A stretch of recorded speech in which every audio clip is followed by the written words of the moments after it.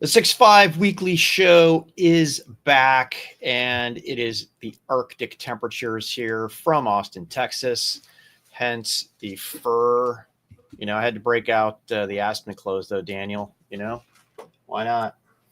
Yeah, I mean, you saw me yesterday. I was on a call. I think I had a hoodie sweatshirt on and a winter coat, wearing two hoods and a hat. The thin skin, it doesn't take long. Having been from a cold climate over 2 to 3 years, I've completely lost my will to leave and go anywhere that's cold. I mean, if you have a choice, why do it? What I do is look at all the winter clothes that I have in there just sitting, and feel like I've got to use those pretty quickly. But anyways, it is episode 249. By the way, for our Valentine's Day dinner tonight, make sure you bring your puffy. Okay.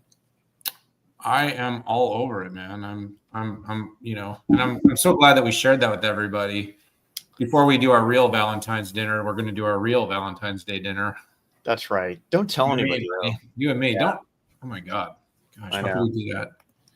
Anyways, folks, it's episode 249. We didn't make it without getting canceled. I do feel like the next 4 years, the chances of getting canceled have decreased a lot. But we've got an amazing show for you. We're going to be talking about Cisco earnings, right? Did they get an AI lift? What's going on with all this DPU conversation? We've got DOGE. We're going to talk about DOGE and the potential tech impact. Definitely not as straightforward as you might think. Lattice had Q4 earnings and also 2024 earnings. We're going to break that down. Did they hit a bottom for industrial? We will see. Elon's making a play for AI, OpenAI, or is he? We're going to be talking about CAPEX spending with the MAG 7, or Daniel, should I say the MAG 1.5? Maybe we can have a little fun with that as well. Intel stock is absolutely on a rocket ship, but why? Probably like 5 different scenarios out there that we can bounce back and forth. And finally, JD Vance heads to Paris to give the U.S. case for AI. But will the EU ever change? Anyways, Daniel, let's kick this show off. Control room didn't advance to Chiron. Shame on you guys. Get your act together. Anyways, let's get into Cisco here. Let's break down the earnings. They also coincidentally had their big EMEA show, their big tent event over there. Boy, during the quiet period. Yeah, well, sometimes when you're talking about tech, it's not about stocks. So, here on the FinTwit side of the world, where you and I are kind of constantly forced to swing the pendulum back between talking about what these companies are doing technically and then always back to markets. That's what moves things, of course. But look, Cisco is doing the deed. I kind of say every quarter when companies like Cisco and HPE and IBM and some of these kind of big B2B enterprise companies show up, I say, these are bellwethers. These are the bellwethers for the enterprise. We love talking about the Mag 7, the big hyperscalers. We love talking about the 70, 80, $100 billion CapEx spends. But like the average enterprise and the CIOs and the ITDMs and kind of how they're continuing to think about and invest and build technology that serves these companies today. And so, Cisco has kind of been one of these companies that's been a bit of a meme. And the meme has been somewhat cynical that NVIDIA is the Cisco of the AI era, right? You'll see they show the curve of the rise of the stocks over the period of time and then the fall off that took place when the .bomb happened, with Cisco having been one of the big winners.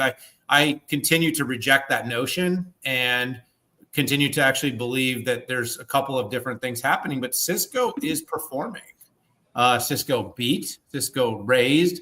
And one of the things, Pat, that I kind of come out every quarter and I just kind of beat this drum of, hey, you want to win over the minds and hearts of the investor class right now, you've got to talk about how AI is shaping your business. And finally, we got some details from Cisco CEO Chuck Robbins and CFO Scott Herron about the business, about AI.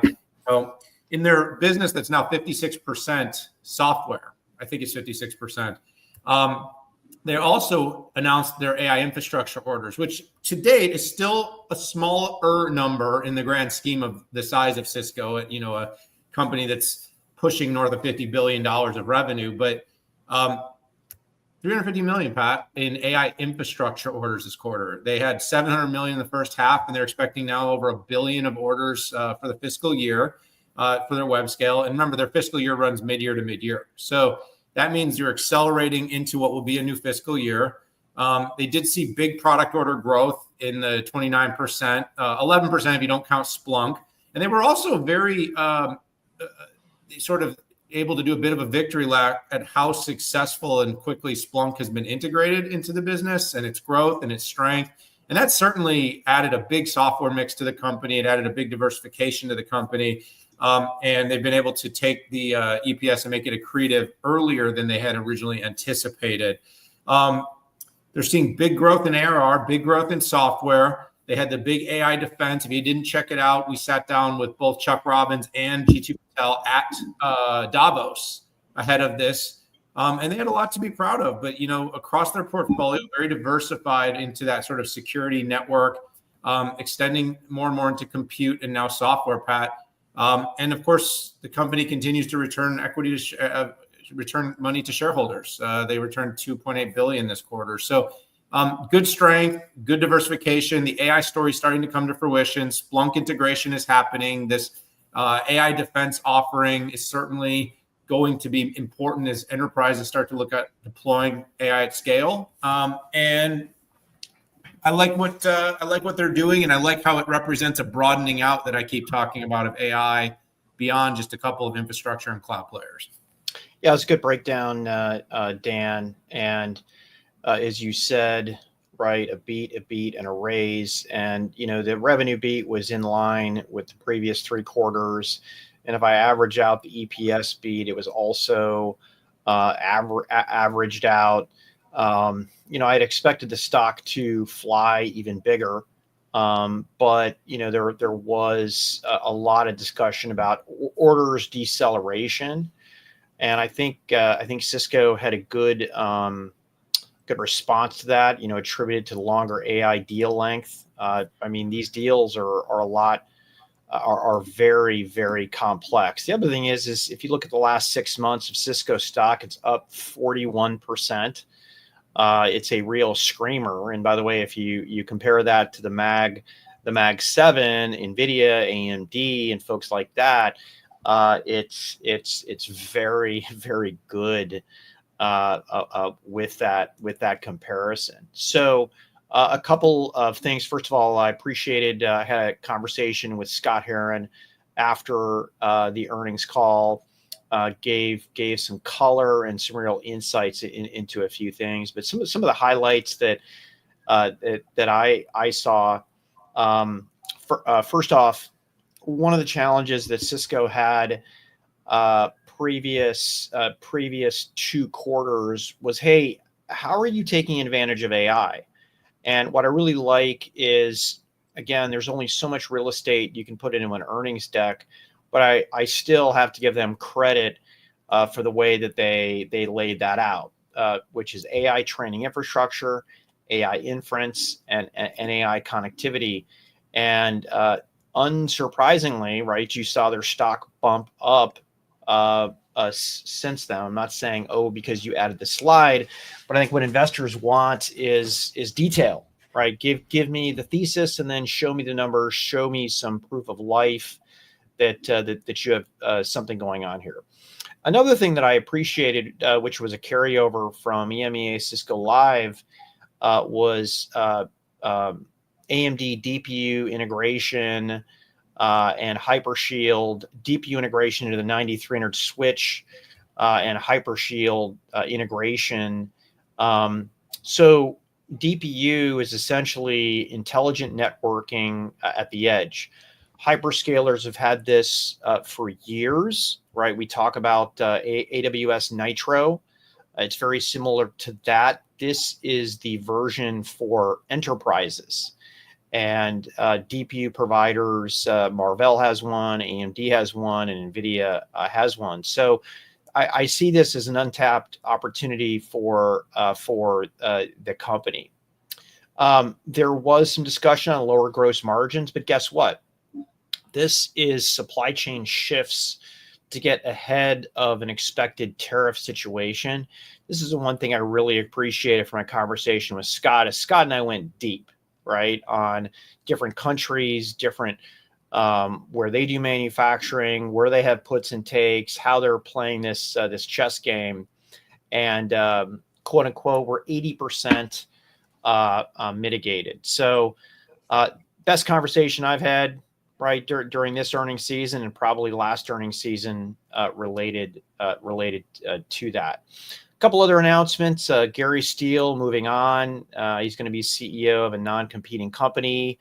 I'm not surprised at all that he's leaving, but I thought Cisco is going to be his coup de grace, right? Like his swan song, but nope. Gary's a very successful, competent CEO guy, and he's going to do the CEO thing again. So best of luck. Don't know where he's going yet, but I'm going to be checking that out. You could have seen that one a million miles away. I mean, Gary's a come in, turn the company, sell it, take it public guy. I mean, that when Splunk brought him in, it was all about the transition from him.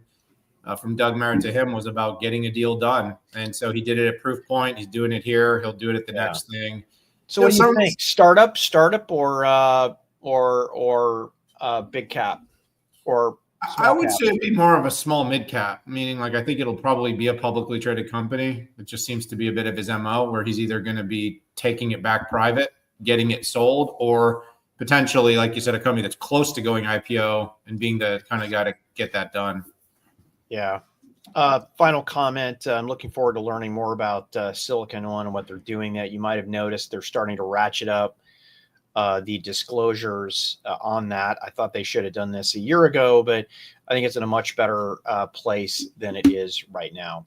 So hey, let's move on to the next. So DOGE, which is Department of Government Efficiency, which is led by Elon Musk himself, has brought in some very, very smart and reportedly very young programmers and data jockeys to come in and identify where the money is being spent, who's spending it, and what they're spending it on. It has I would say it's probably 25% of the conversation out there for the new administration. And by the way, trying to get the government more efficient, there's nothing new about that, right? We saw Obama, we saw Bill Clinton, and then we saw presidents like McKinley and folks like that. If you check out history, they had various levels of success. Reagan talked a good game, a big game. He didn't actually make a lot of cuts, but what he did is he made a lot of growth. Okay. I can imagine, right, during stagflation, you don't want to cut, you had to bring down inflation because it was like 13%. But anyways, I digress. So what is the impact on tech? So first and foremost, it's not clear, right? You've got a couple scenarios going on right now, and none of this can be confused with the potential impacts of tariffs, which could have an impact. But the way that I look at that is, if I look at I'm going to take a bull and a bear case. Okay, so on a bull case, you have a government that has aged systems. Okay, and whether it's TSA, whether it's the IRS, whether it's all these government agencies that may or may not get deleted, right? And that's the bull case, right? To modernize, whether it's private cloud, a little bit of public cloud, but there's a lot of software and applications that need to be modernized. And that would be the bull case, because you can't do this. I mean, It's very hard to do this without upgrading all of our infrastructure, okay, to something that's modern and something that can be cloud enabled. The bear case, right, is very simple, right? The budget got whacked by 50%, and with that gets a reduction in that agency's IT budget by 50%. And I guess the third scenario could be it's a mix of both, where you cut an agency's budget, overall budget, it's primarily people, and you cut some of the programs that aren't deemed necessary or have a decent payback, and then you take some of that money and then you invest in infrastructure. So, Daniel, where I am here is more in scenario, not laying it out there. I have not heard enough to take the shot on this one. Yeah, look, tech is incredibly deflationary. Printing money is inflationary. I mean, that really is by definition. Inflation is printing money, and a lot of people don't understand that. But running a $1 trillion deficit, we are spending more servicing our debt annually than we spend on our defense budget at this point, and our defense budget is full of waste, as is our every other budget. I mean, look, the biggest thing is, like, I can understand people not liking Elon Musk.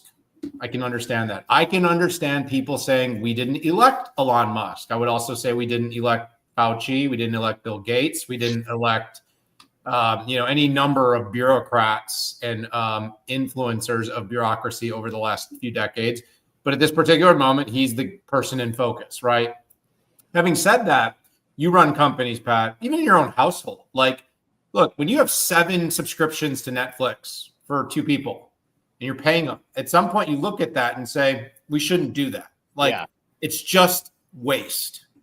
So first and foremost, the government has a fiduciary responsibility to us, the citizens, the taxpayers, the people that actually write the checks to these people, to try to spend the money with a level of fiduciary responsibility, with a maturity that we just aren't seeing.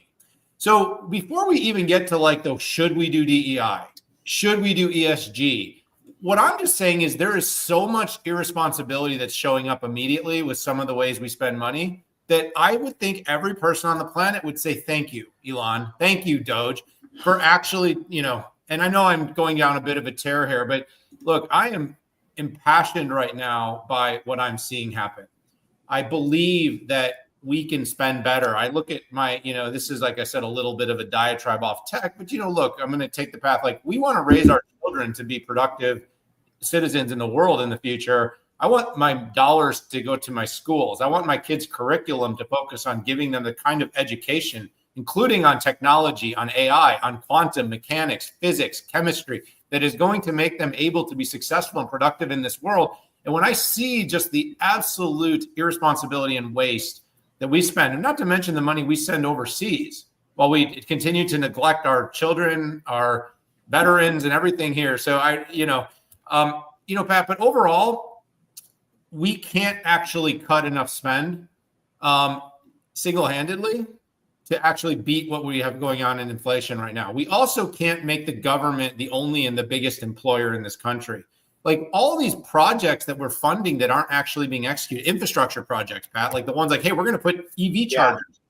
Like, why not let the private sector run with this? Why not incentivize private companies to build solutions for these things? I see it with AI. I see it with EVs. I see it with robotics. I just genuinely believe that technology is deflationary. Cutting waste is deflationary. Reallocating dollars towards things that actually do build the infrastructure and the capacity, like the CHIPS thing, Pat. We talk about $50 billion for CHIPS Act like it's some huge numbers. Yeah. We're sending $50 billion overseas. What did I hear that, like, Zelensky couldn't account for like 70 of the $166 billion that we supposedly sent to Ukraine? There's more money that is unaccounted for that was sent over for a war that we really don't know what is happening than we plan to spend in entirety to be the world's leader in manufacturing the most important semiconductors for not just tech, for actually the future of economic dominance in the region. Yeah. I don't want to say more than this. We need to keep going down this path. We need to keep cutting and give our children a chance to be able to foot the bill in the future. I like what's going on. I really do. I'm really pleased with it all. Man, great breakdown. You gave our listeners more than they probably thought they were going to get, and I appreciate it. And Daniel, I know you're a young spry, and I will never hold your lack of experience and age against you. Thank you. But there was definitely a time where pretty much everybody was on. It was an affront to society to run a deficit. It really was. And somehow we lost the recipe. And by the way, this isn't an R&D thing, like a Republican and Democrat thing. The entire bureaucracy of the government lost the plot. Voters didn't call them on it. And if the people who were in power wanted to stay in power, they would get, fatty programs for their constituents. So, yeah. There is a difference, by the way, between like waste and fraud. Like kind of the word fraud is being thrown around a lot, and some of it may deterministically become that. But I just don't think across the board we can argue there's been waste. And by the way, waste, to your point, is not a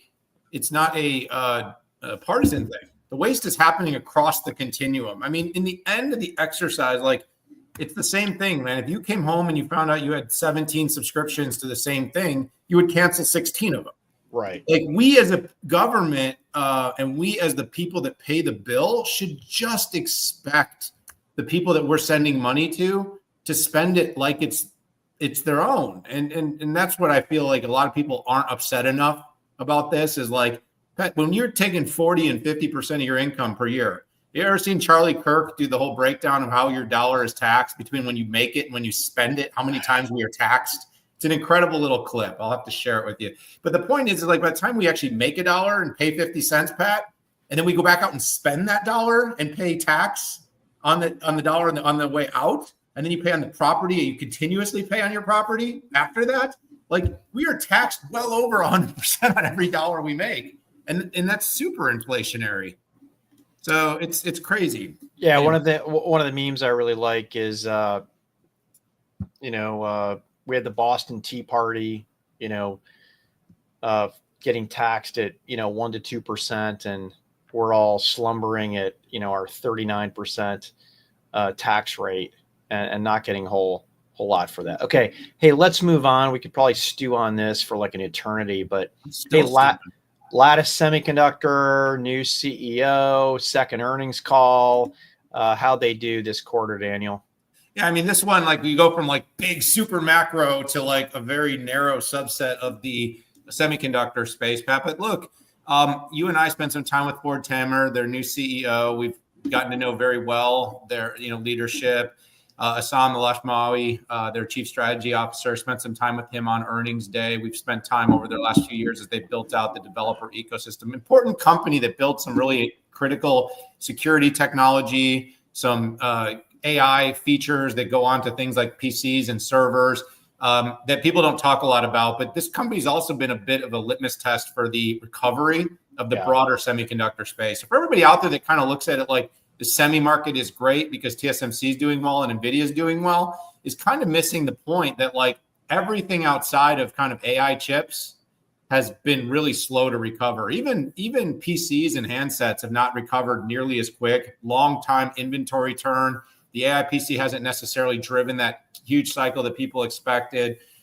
Communications, networks, industrial have all been slow to recover. The good news was in the conversation that I had with Assam heading into this one is that the company believes that the sort of end point of its U-shaped recovery. So it wasn't a V here where it was for others. It's been much more of a U for sort of these companies that have high dependence on consumer, commercial, communications.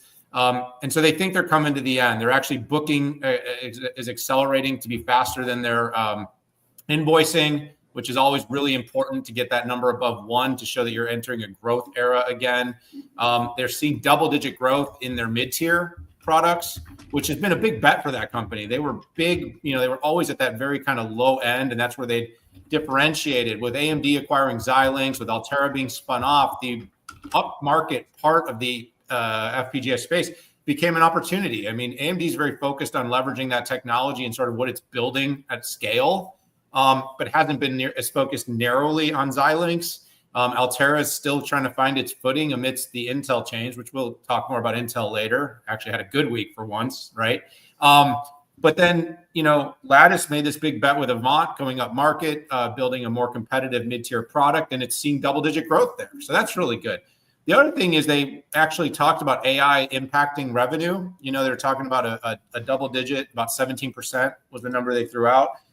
Need to dig a little bit more into how they're calculating that exactly, because it's like, we want those AI readouts, but exactly what do they mean by that? I mean, I'm guessing that it's where the sensor, the FPGA, is being used for some sort of AI specific use case workload that they can point to. And then finally, Pat, I just made one other comment was, we had Jim Anderson, their former CEO and now at Coherent, on our show. He left. Their CFO left when Sherry Luther left when just after he left. I think she went with him, right? She's over at Coherent now with him. Yes, it happens a lot. But those have been big holes. Assam took the interim CEO role. They brought in Ford, and they had some holes in the leadership team, and they were able to announce a bunch of new leaders that were brought in to sort of fill gaps. So I think they got a lot of the right momentum, Pat. This one's another one of those sort of test case data points for kind of the overall shape of the semiconductor market, moving in the right direction, and been able to weather a storm, keep margins intact, and I think this market will continue to accelerate into future quarters. It's a great breakdown, Daniel. So I had a call as well, kind of going through this, which I always appreciate. And I'm going to try to fill in the cracks here, but let me give you some macro view here. The stock is up last 5 days 19%.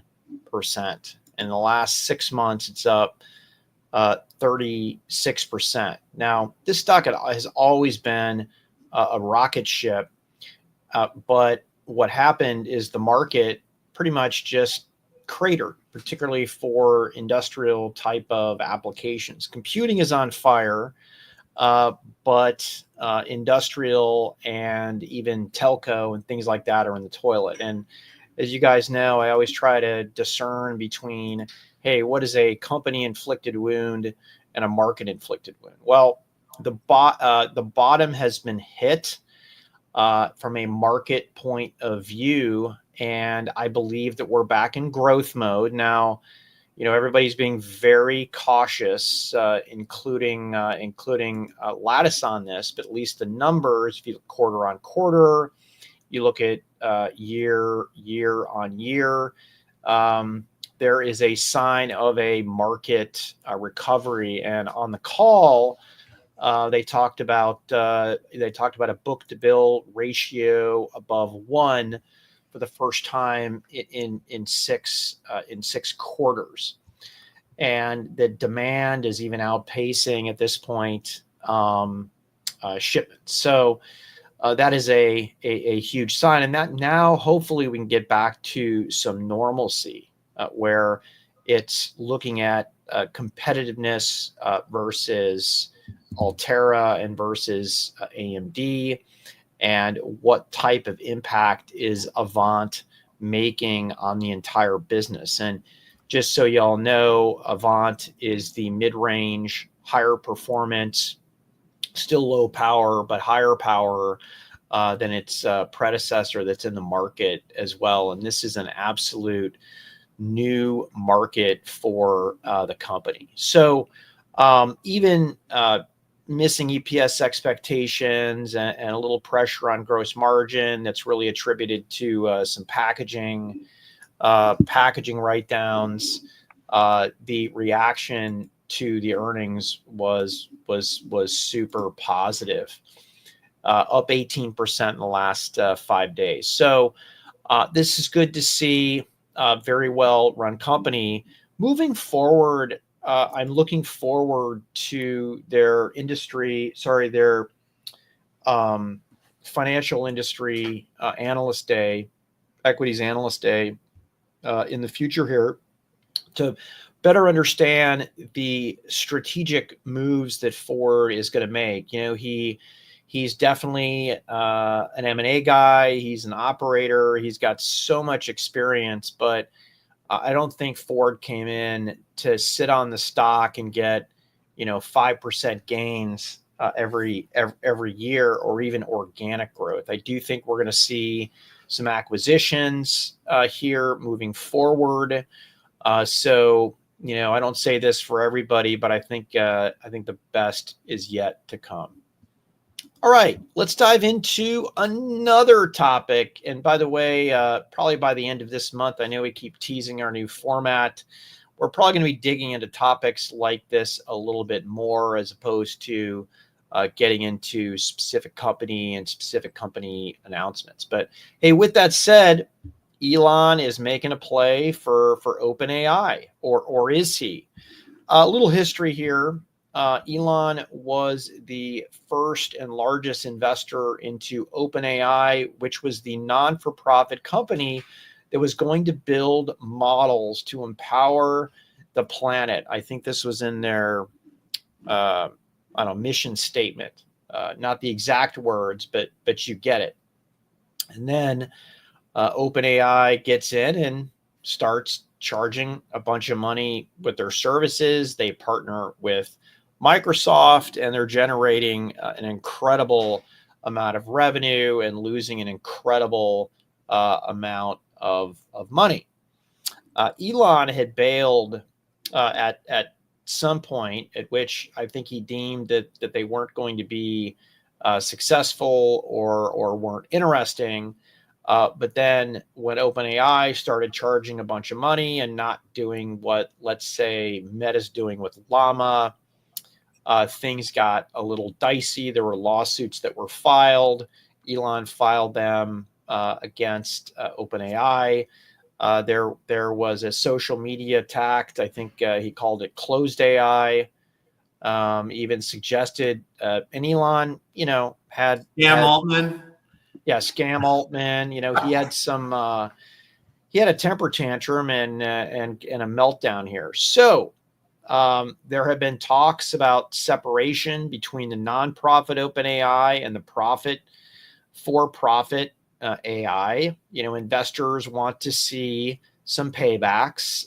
Sam Altman, who does not officially have any ownership stake in OpenAI, he would like some payment too.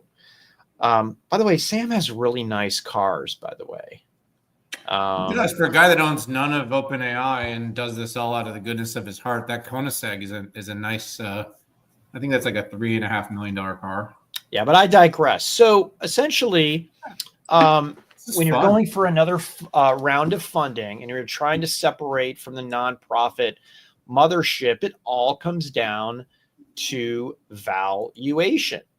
And there are some questions on whether, this, what was it, a 95 or so $billion, I don't know the exact number here, but essentially the debate is this real, or is this to slow down and make this process of valuation and divestiture from the mothership more rocky than it is. So anyways, I do believe this is just yet another way to interfere with this. I do understand where Elon's coming from. He pours all this money in under the guise, and then he sees no value. I also do think, even though Elon hasn't talked about it, is he's petrified about unbridled AGI and what it can do to the planet. So Daniel, I'll pass the baton over to you. Yeah, if I was smart enough to be inside his head, I would probably have a better opinion. But let's just say I have a few things. I think one is there's some gamesmanship. I think when you function, live, and operate at the level that Elon and Sam Altman live at, that there is some, the combination of utilizing the court of public opinion, the utilization of the actual courts, the leverage. Some of this is also about staking and creating some tension in valuation. Right now they're talking about raising another 20 or so billion, maybe more, from SoftBank at a $240 billion valuation. Absurd. I mean, you're talking about a company that's losing billions of dollars every year and burning cash. It has they have some important IP, but very interesting how you kind of come to that valuation. There's an increased amount of competition in this space. I mean, just a few weeks ago, we thought DeepSeek was the end of OpenAI, and now you're going to tell me they're worth another 100 billion more than they were worth 3 months ago. Now you put some sort of question marks around the real valuation. You put some, consternation in the board. You create some division potentially between the board and the CEO, which there's already been in this company in the past. Certainly, as you said, Pat, I mean, Elon has actually publicly said he's uncomfortable with what AGI means to the future. He seems to have a different opinion about it than maybe Sam Altman does.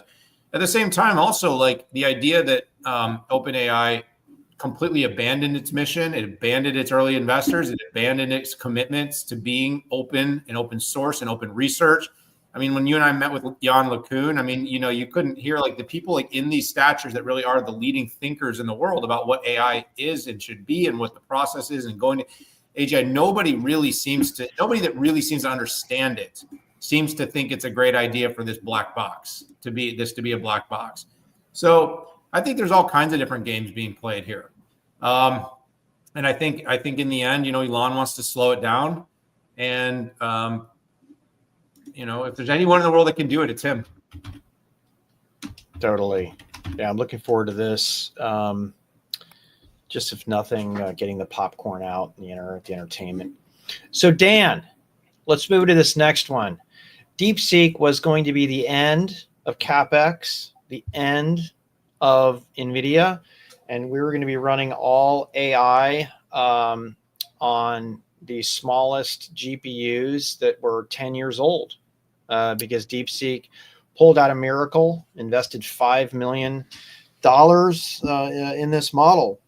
What's going on with CAPEX with the Mag 7? They invested $5 million and came up with better products and solutions than hundreds of billions of CAPEX. Totally believable.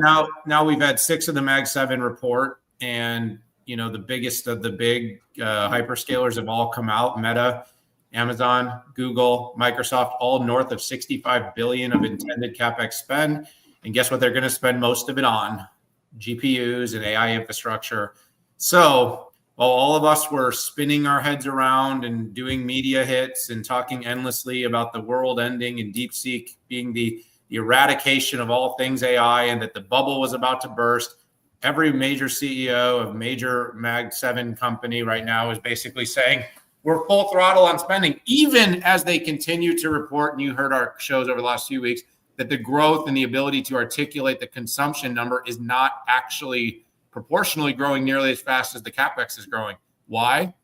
Because we genuinely still believe that we're very early in this workload. And I think when you hear numbers of inference being 20 times, I'm seeing things that could say it's thousands of times in orders of magnitude larger workload. And so in order to support that, the investment has to be made. So whether it's been Meta, Microsoft, Amazon, Google, all of them are going to continue to spend. In fact, there was some interesting research you shared with me, and it's been kicking around about kind of what this means in GPUs and XPUs. And, I think there's just this big problem in the market right now of people not being able to sort of think about two things at the same time.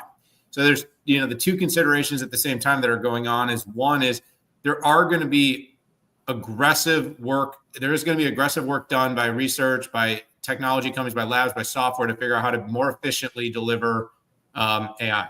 I shared a post the other day with IBM about Granite and how they're delivering 4 to 6% better performance on specific workload using Granite and Instruct Lab against GPT and Llama, and doing it at 75 to 96% or 94% lower cost.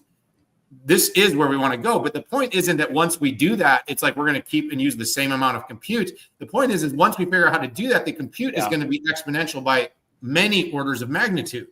And so the idea is, yes, more efficient models, yes, a narrower, smaller language, containers, specialized services, software, but we're going to do both. And then on top of that, Pat, I think we're going to augment that, the NVIDIA leading edge, most performant, lowest number of GPUs to do a certain type of training or inference workload will continue to be rolled out for that purpose of advancing the AI future. At the same time, companies like Meta, you're hearing more about them building their own chips. Google's doing it with TPU and is doing it with ARM off the shelf. Amazon's been doing it for years with the Trainium and now Trainium 2, and Microsoft as well. They're going to continue to build ASICs, and we put out some research through Signal about Intel Gaudi. They're going to put out an ASIC, and they're going to eventually build a GPU. AMD is going to continue to invest and build Instinct because we're going to need more compute. The kind of weird zero-sum thing that's happening, and I'm going to end here, the zero-sum thing that's happening, that the idea is that as we get more efficient in being able to deliver AI, that we are going to have some finite utilization of compute is the most, it's embarrassingly misunderstood by people who should know better. And as they know better, it's like we have barely even started to scratch the surface for how we will utilize AI.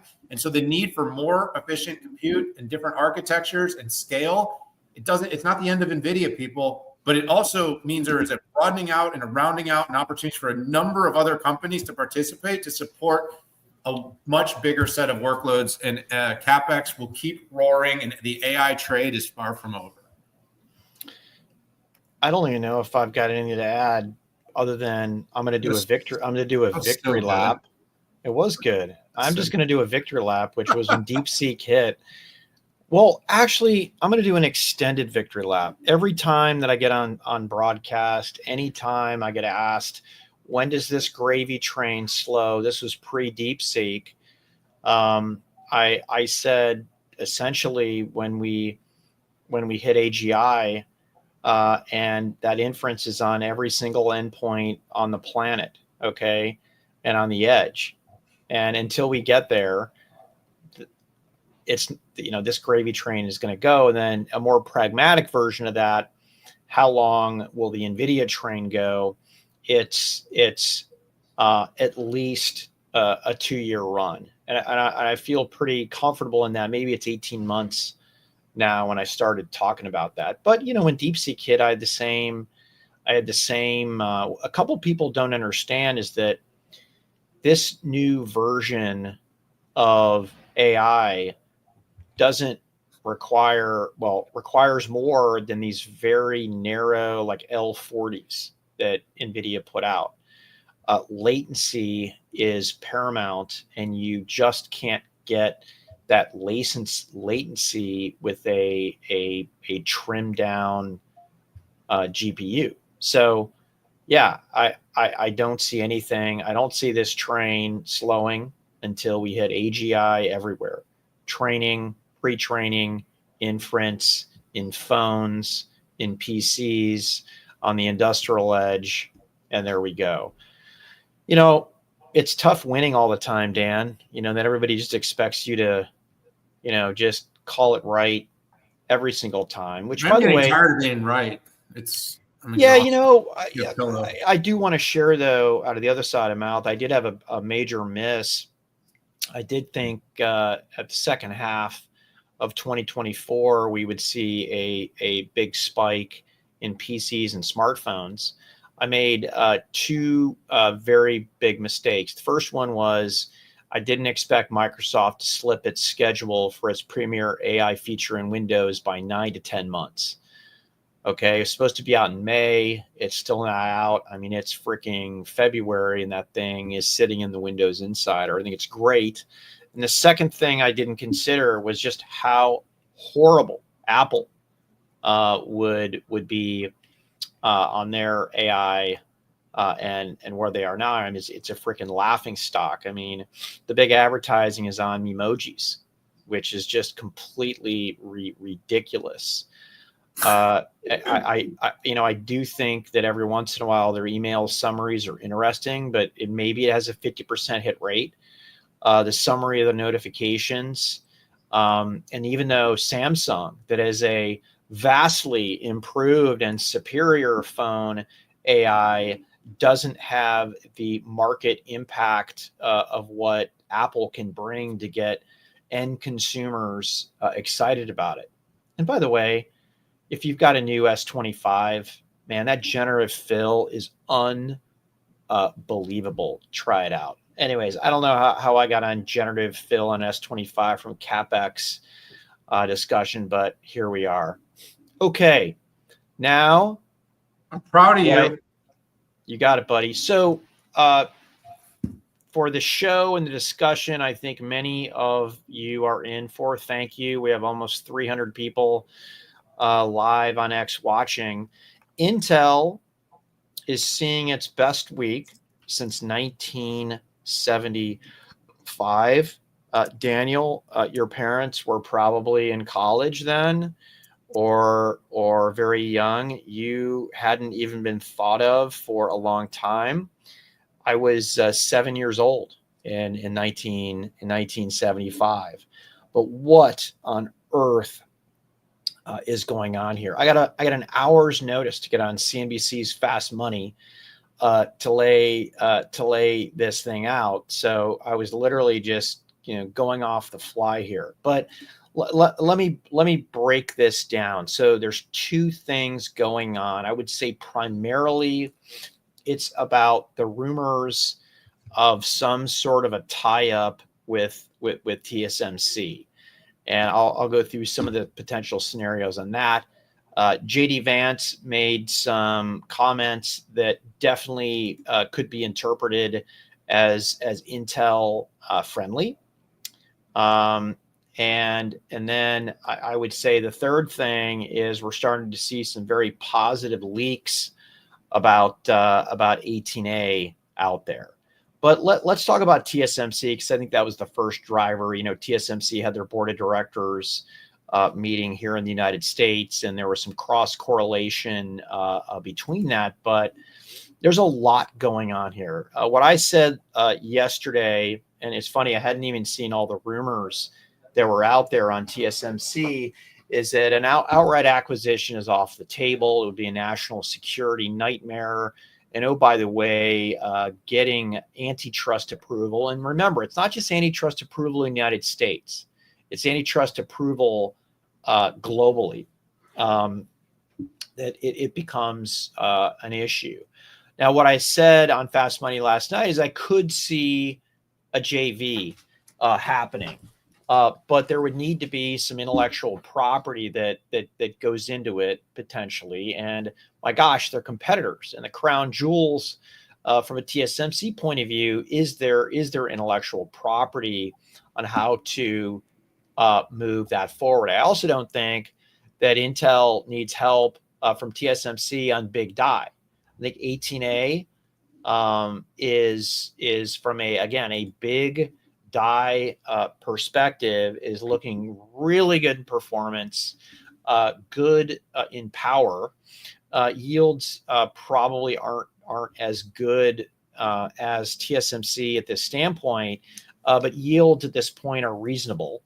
But there's a lot of work to go. I also believe that the Trump administration is putting it in parallel an immense amount of pressure on NVIDIA, Broadcom, AMD, and Marvell to do a double take on 18A. There's also been floated a 15% tax break on technology manufactured in the United States, and a potential tariff, big tariffs that could be levied against Taiwan. So there's a lot of moving pieces here. By the way, on the tariffs, I've seen, there's no packaging done inside of the U.S., so TSMC won't be impacted by the tariffs. Come on, folks. The price will be pushed to somebody, and the end price will go up. So don't even think for a second this could be the case. I did see an interesting rumor out there about a consortium, and I've talked about a consortium before, which says you have AMD's, Marvell's, NVIDIA's, Broadcom, Apple, Qualcomm belly up to the bar and put some investment in here in addition to TSMC. But aside from cash, do you think TSMC wants to put in IP and, weighing this IP versus tariffs? Anyways, it's not clean cut here, but anyways, that's what I think is going on with Intel at this point. So it is taking a bit of a hit today. It's down almost $1 as we speak after what's been a more than 20% run. I saw someone show year to date, Intel was up more than NVIDIA, and I think that's funny that people are doing that. But I think, Pat, you're onto a lot of what I would consider to be the important points. One, trading near book value. People have basically, when you get to that point, it basically means the company's been left for dead. Yep. It means that basically people think that the stock is worth the net sum of its assets. And, when you have 65, 70% of the PC market still, you still have a big share of the data center CPU market. You have a massive investment in a foundry business in an era where building leading edge capacity in the US is a hot button item. There has to be kind of like hey, if I'm going to make a bet here of how much upside there might be, there's a lot of upside sitting in Intel. I also think people are appreciative of with MJ and her sort of, I think she's narrowing the scope. And I think people wanted that. Like Intel was in a lot of things. They've divested, they've spun off. She really seems to focus on protecting market share in the PC and workstation space. I actually think they got a boost from canceling the Falcon Shores. I think they actually, because people just did not believe it was going to be competitive. And I think to some extent, oh my gosh, they actually are recognizing that they can't keep serving up inferior products and expecting people to buy them.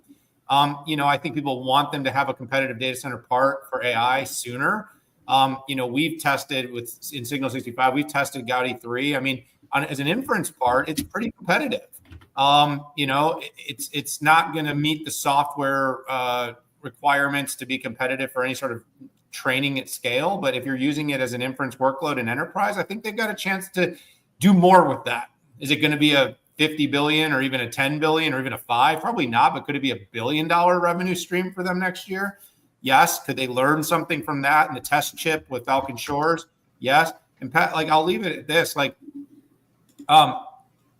Trump's legacy is about making sure the U.S. is shored up the leading edge manufacturing. We are very closely aligned to Taiwan, but Taiwan's a risk, and he knows it. And he knows it's a risk.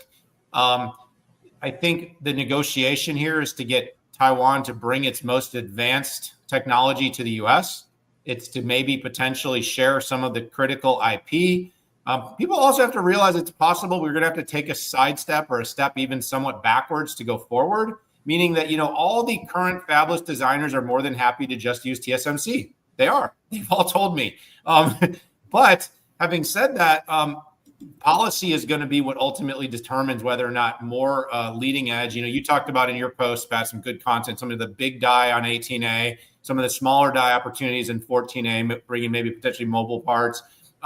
But to some extent, if the government basically says you have to do this, or they tariff and tax and make it so unlucrative to use TSMC, or through this kind of JV thing, make it where it's a forcing function for TSMC, Intel to work together to make it continuously be lucrative to all the fabless, I could see that happening. Right now, there's just not enough incentive. I talked to Bloomberg yesterday. They asked me, they go, what's the difference between the Biden CHIPS Act and what Trump's thinking and how he wants to renegotiate? Is that there was no teeth in the Biden CHIPS Act.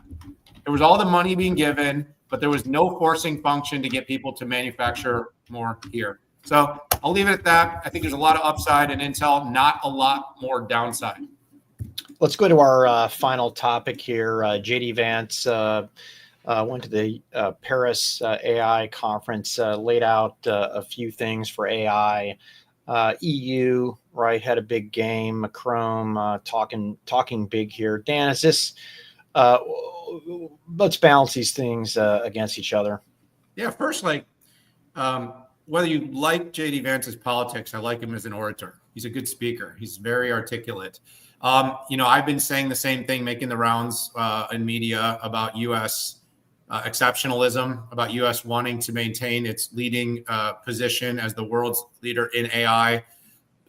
When DeepSeek happened, that was the first thing I was screaming at the top of my lungs that, hey, we need to continue to invest to make sure we never risk not being the leader. We've made the jokes on this show and elsewhere, Pat, about the EU basically regulating itself out of every major innovation cycle over the last, 100 years.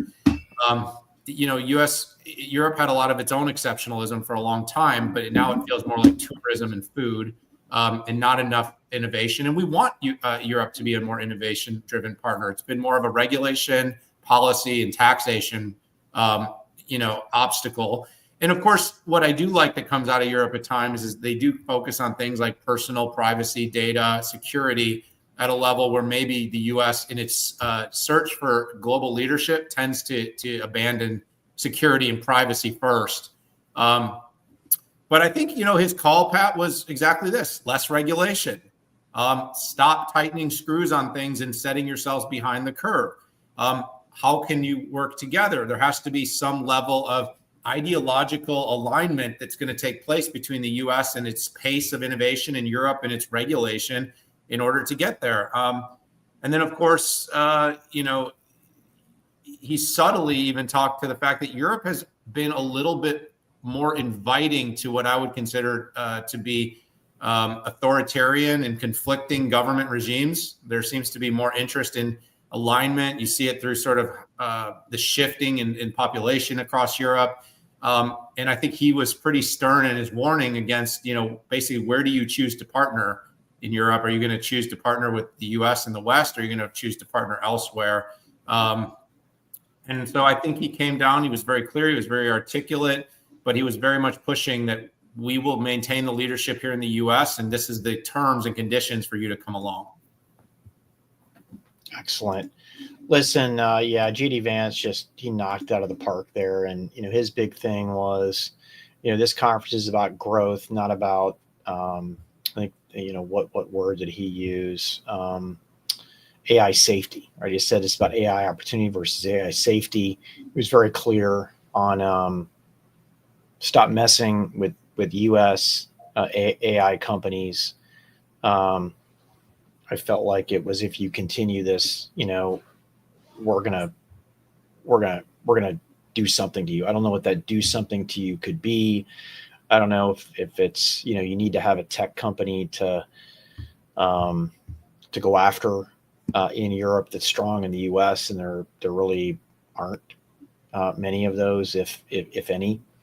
I did want to pivot though to a lot of the discussions. EU folks got up there and laid out, right, this big case for growth. You had Macron get up there.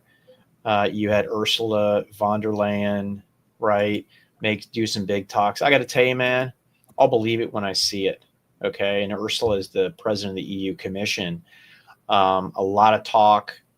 I'm optimistic. I do believe we need a strong EU. Is important for national security and interests in the United States. So I want to see them do well. But I mean, this is the same group of folks. I mean, part of this are Germany, who unplugged their nukes and saddled up with Putin to pay exorbitant fees on natural gas. I mean, and using Greta Thunberg as the poster child for the way that things should work in the future. Not working out too well for Germany right now. So, anyways, I'll believe it. I'll believe it when I see it. But good job, Vance, on that speech. Did better than I thought he would. All right, folks, episode 249. We made it. We were not canceled. This is amazing. So glad to be in town with my bestie, Daniel. I can't wait for a Valentine's dinner. I'm not holding my breath to see if you got me a gift, but you never know. Hey, by the way, everybody, it was Pat's birthday, so send him some tweets and make fun of him. He also became a grandfather this week. And I've been hosting this week, like the main host. I would have spent a lot more time talking about those things, but humble Pat there because, it's really not about Pat, so we never talk about Pat. But it's kind of about Pat. Sometimes about Pat, but it was his birthday. Yeah. Anyways, folks. He is a grandfather now. Come on, don't just gloss over this stuff. That's Alrighty. more important than anything else in this happened in this show. And he is my Valentine. And let's make sure we get that on the record. Happy Valentine's. And of course, to our wives, to my wife, to your wife. Yes. Happy Valentine's Day. Thanks for putting up with us. Take care, everybody. Hit that subscribe button.